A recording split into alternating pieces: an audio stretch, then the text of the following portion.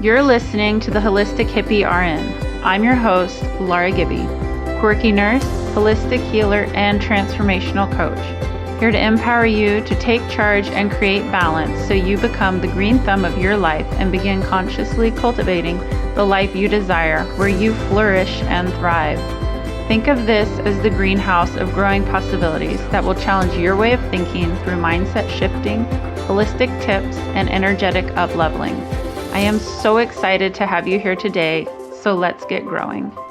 Hello, and thank you for signing on today to listen to this episode. I am so glad that you are here. I am so thankful for each and every one of you, and I truly hope that you have a great takeaway from this. So I came up with this idea that I wanted to talk about kind of the review of my past year from having a podcast. Even though it's been more than a year, I went back and listened to my first podcast episode, and I listened to how things have transitioned. And it's just kind of interesting how I talk about often, like, get messy with things, just do things. And I love listening to that first episode because when I listen to my podcast now, I see how much I've grown. So it's inspiring for me to think about where I was and how I just did that and just put myself out there, and to where I am now, where I'm still messy with it. I still have things that I'm kind of like, okay, let's go with it. Let's just keep going with it. Like recently I had a post and I was talking about energy healing, and I was waving a knife around while I was recording it. And it was just kind of funny because I thought to myself, you know what? I'm not re-recording this. I'm still going to post it because there's still something to be said here. But it was interesting, the irony of talking about something that creates more balance and peace in your life while you're waving around something like a knife. But I guess my thought with that is, I notice I speak differently than I did on that first podcast. And I don't know if I speak differently in my life or just because I become more confident with it. So my takeaway that I hope you have here is just start doing something you've been thinking about doing. I meet a lot of people that get nervous to start doing something they've been thinking about doing, and they want to get it all right. They want to have it set up just the way it can be set up.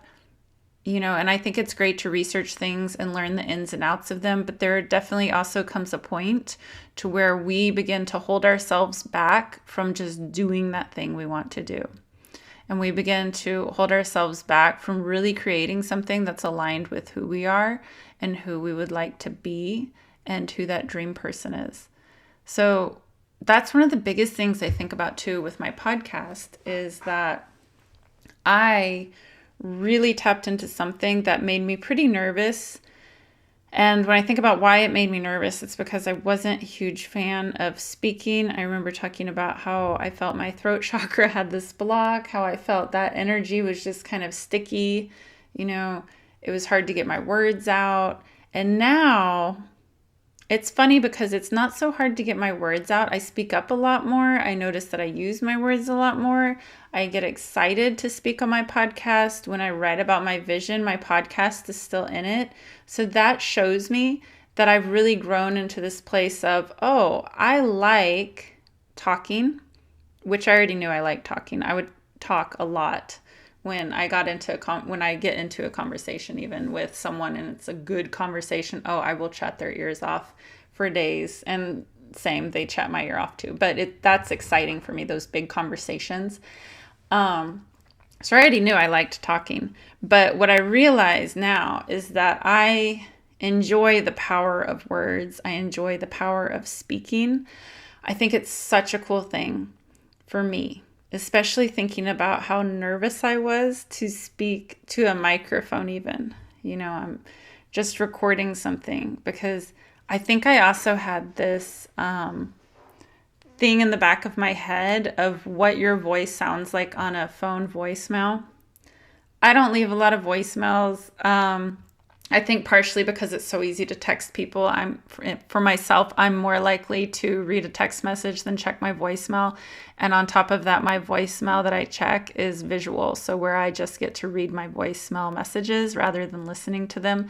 And that's just how I've always been as far as, leaving a voicemail. When I hear a voicemail I've left on someone else's phone, I'm like, oh my gosh, is that my voice? And so I think that was one of my holdups, is that thinking of how I didn't like my voice on a recording, and thinking about how, what would I have to say? How would I even say it right? Am I going to sound the way I want to convey myself to others? Am I going to make sense? There's so many stories that would come up, so many things where I was like, oh, I'm not ready because of this, right? So, and now I would say, even when I'm recording, I might start 3 or 4 times and not like the recording, and still try and get there. Sometimes I'm like, okay, now it's just not the right time. But a lot of times it's like, you know what? I'm excited for this. I'm sitting down to record this because I have something I'd like to say. I want to use my voice. And that's because I've really grown into that.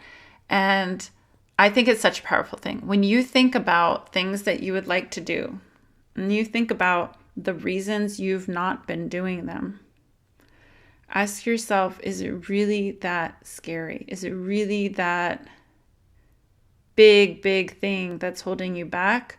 Or is it an underlying nervousness, fear, whatever, the emotion? What is it that's holding you back from really tapping into trying that thing that you've been thinking about trying? And I always say that thing or that goal because there are a lot of dreams out there. There are a lot of things out there that people would like to do. It's very interesting to try and narrow down on one, especially when I write in my journal about my vision, and I have at least 25 things that I can write about off the top of my head. And I would say most of those I really do work on. But it's good to kind of pinpoint what it is that's holding you back from what you would like to do, because chances are it's not actually the stories you've created. For me, it was never really about the sound of my voice. It was about the fear of people hearing me incorrectly. I know. It was the fear of sounding like I was not as good as other people putting their stuff out there, right? The fear of sounding not knowledgeable. I think that's the best way to put it. And I say that because there was a bigger underlying fear behind all the reasons why I was stopping myself from pressing that record button and just recording. It's not even the sense that I was committed to putting the recording out there. It was the sense that I was stopping myself from even starting the recording to begin with because of that underlying fear of I wasn't good enough. And I would say that's not even a fear now. It's a sense of, I did it. I got messy. I feel great about it. I'm ready to get messy with other stuff. I'm ready to up level into my next big dream. I have some words for this year, and my words are balance and up level. And one of them I wanted to add was actually delicious, because so many people at the end of the year, I kept hearing them talk about life and how it's delicious, or, just different experiences and how they were delicious. And I was like, oh, that is such a beautiful way to talk about things. So that is another word. But I realized last year it was about getting messy, and this year it's about up leveling from the funness of the mess, really stepping into the foundation that I created for myself. And when you start to tap into enjoying and jumping off that bridge into what you would love to do, into your vision, then you really start to tap into building the foundation from yourself. Like, think about as a kid how much fun finger painting is. And I'm going to be honest, I've probably even said this before. I actually don't like the feel of paint on my hands sometimes. Not even paint, but like messy foods, things like that. It must be like a weird texture thing.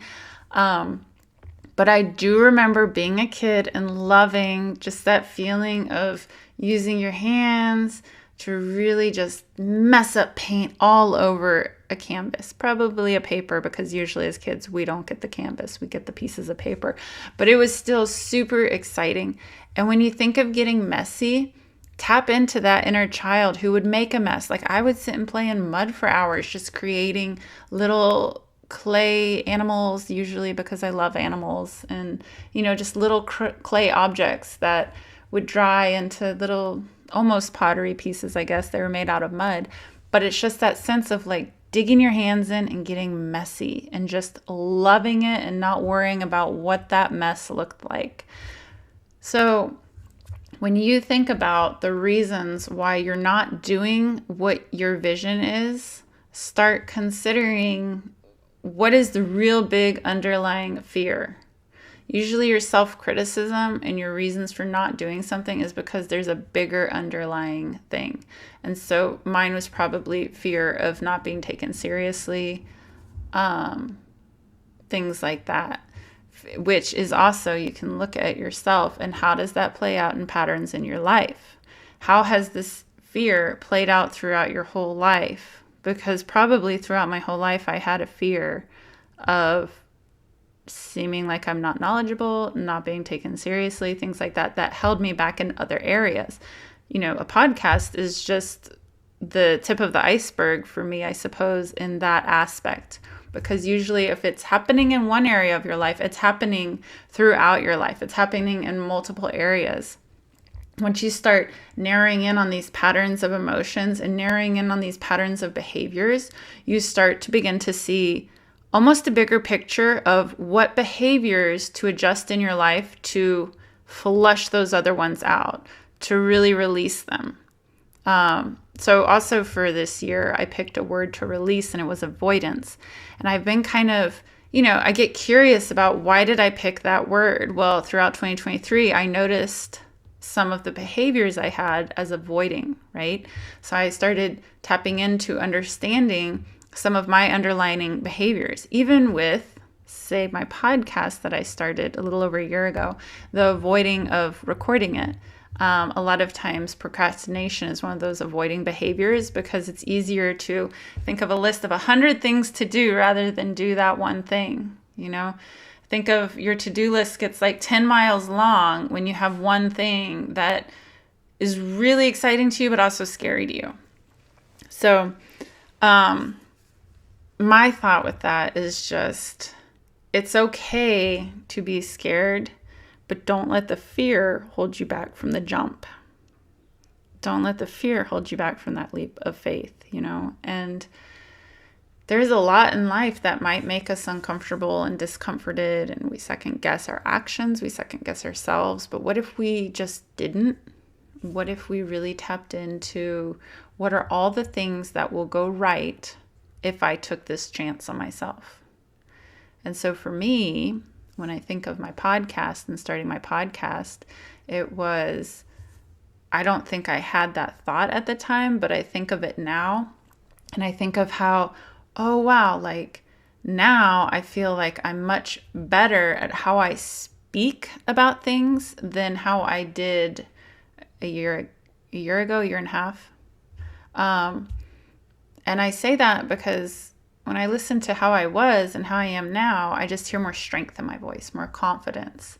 I feel more confident. My episodes are still about the same length, which is fine.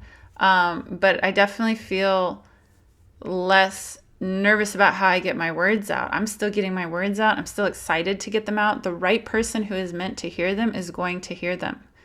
And that's one of the most powerful things. When you get to doing what you would love to do and creating your vision, even when you start out messy with it, the right person who needs to see that, to hear it, to smell it, to touch it, to read it, whatever, that person is going to receive it the way they are meant to receive it. And when you hold yourself back from releasing that into the world, from putting what you would love doing anyways into the world, like you already love doing it, you're already excited to try and do it, you already have this vision that you want to create. When you create the stories that hold yourself back from doing the vision, then you also are depriving someone else of receiving what they need from your vision, receiving what they need that is going to impact their life. And there might be 10,000 other people who aren't impacted. Let's be real, there's billions of people on the planet, so more than 10,000.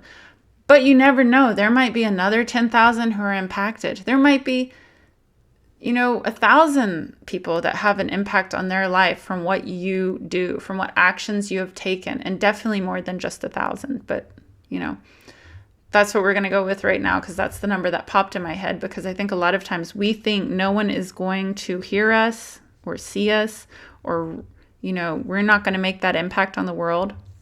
But you really are. And even if you just impact on one life, you have still changed one life for that one person.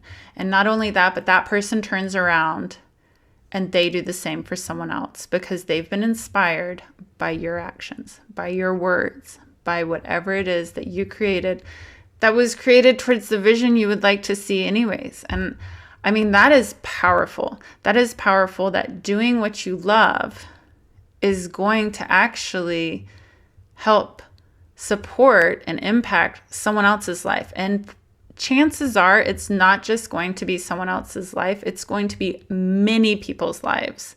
Because this is a world filled, like I said, with billions of people. And you have the opportunity to put yourself out there with your vision and impact millions of people. I mean, there's billions of people, so you could probably even impact more than millions. But, whatever the number, you're still making a difference for someone.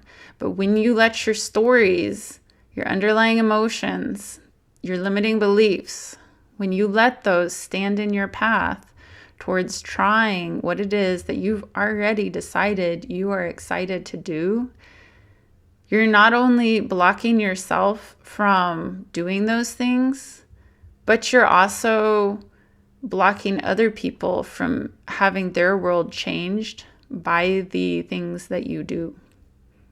So that's some food for thought. I hope you start putting yourself out there and getting messy and doing something that's made you nervous. I've also met people who aren't quite clear on their vision. I have multiple workbooks that I've done myself that help you get clear on what your vision is and help you start taking that step towards it. And I created, actually pretty much all the workbooks I've done myself, because I created them for a better visual of collecting my thoughts and putting them in order for my own personal guidance. And now I share them with others. But I think it's one of those things, if you need more clarity, then tap into resources that will give you more clarity on what your vision is. If you already know what you would like to do, tap into the resources that give you more motivation for doing something. Tap into your why. Tap into what it is that you would need to do to get to the next step. It's not even like getting into your whole big vision at once. It's what is the first step you need to take to get messy about it, to start finger painting about it. Because really, we're all children. We're full of inner children. We're just older ages than little children. And tap back into that finger painting stage and start being this big dreamer about what your vision is and what you would like to achieve, so that not only you impact your life, but you impact the world around you. That's one of the most powerful things you can do. And not only that, but it's one of the most exciting things you can do, because you get to have fun doing it. You get to do something you're going to love doing. And that's a beautiful thing. There's many people out there who get stuck in a career they might not feel aligned with, get stuck doing things they might not feel aligned with, because they haven't quite clearly seen their vision, or because they have different stories that are stopping them from it. And so I would say definitely see what it is you would like to create in this world, or if you already know what it is, what you would like to create, start doing it. Take one small step, take one big leap, and go for it. Because you're going to be your own worst critic at the end of the day. You're going to be the one that is judging yourself. So judge yourself in the good ways. Look at all the good that's coming from it. Look at all the impact you're making on the world from it, for yourself, how you're bettering your life. I mean, doing a podcast for me has bettered my life. I'm more comfortable speaking. I mean, like I said, I like talking, so I was always pretty comfortable speaking and chatting about things, but I'm more comfortable recording my voice and speaking now. I'm more comfortable even on video, because I also have my YouTube channel. I'm more comfortable on video and being able to put that out there. So there's a lot of things that have improved my life through starting my podcast. And that's still in my vision even. Our vision changes. So you might try something and be like, oh, this is not for me. Well, great. What else is in your vision? And that's still in my vision. When I write my vision down over and over again, then it's still there. So is writing a book. So is working with more herbs and oils, things like that, like plant medicine combined with energy work. There's things that keep coming up and keep coming up. And as you tap into those things that are in your vision, you start to see how your life is molding into your vision, because you're starting to do those and you're starting to see the impact it has on your life. And so I really like how I look back over this year and I see the changes in myself and in my life through creating my podcast and being okay with getting messy and being okay knowing that this was something I took a leap of faith on. There's a lot of things in the past, probably 2 years, that I've taken a leap of faith on. And I tell you what, it has been life-changing to take that leap. It's been life-changing to believe in myself, just trying something and taking a leap of faith on myself, taking a leap of faith in getting messy. It may not even be a huge podcast like some of those amazing ones out there, but I actually don't like to even compare that, because I think it's not about how big it's grown. I mean, it's nice when it grows big. That's beautiful too. But it's more so for myself, my personal impact. It's amazing how much I've grown. And that's one of the biggest things, is that stepping towards my vision has helped me grow. Being okay with not doing it right has helped me grow. Not second guessing that has helped me grow, because literally with the podcast, I would say that is one of the biggest things that I'm like, don't second guess it. Just go through with it. Just go do it. Just put it out there and, jump for it. And I love that. I love that feeling of go for it. Because, there's definitely things in my life that I haven't gone for because those underlying stories, beliefs, emotions.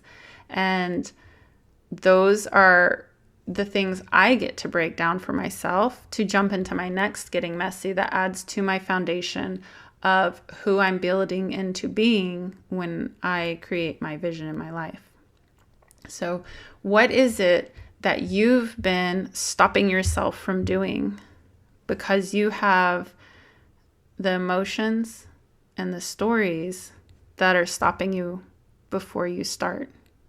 Never stop yourself before you start, because that's kind of like already saying, I can't do this. That's like already saying, this isn't for me. And that without even trying something. That's like, okay, here's a great example. My child is very adamant about foods he's never tried that he doesn't like. Or, he's never tried them and he's already decided he doesn't like them. And I had an uncle who made a really good point when he said he didn't want to try something because he didn't like it. My uncle's like, well, how'd you know you would like ice cream? Do you like ice cream? And he's like, I love ice cream. And he's like, well, how'd you know you would like the ice cream?